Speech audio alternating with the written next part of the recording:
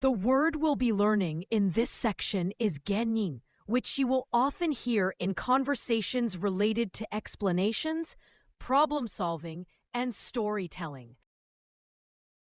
The word gennin means cause or reason in English. It's used when you're discussing why something happened or the underlying reason behind an event.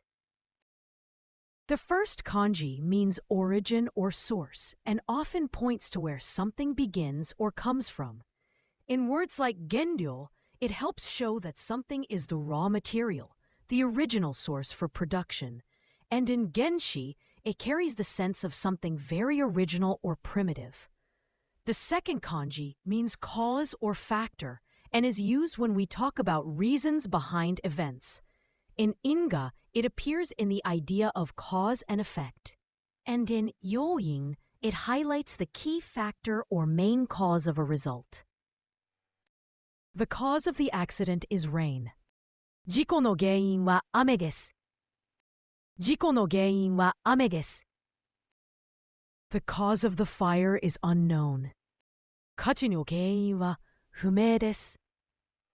火事の原因は不明です。The cause of the illness is fatigue. 病気の原因は疲れです。病気の原因は疲れです。The cause of the trouble is the weather. トラブルの原因は天気です。トラブルの原因は天気です。The most common synonyms of the gennin are ryu and genninchi.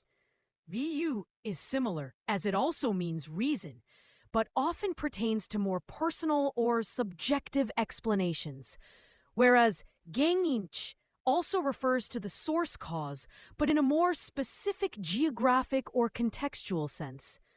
The most common antonyms of the gennin are kekka and eikyo.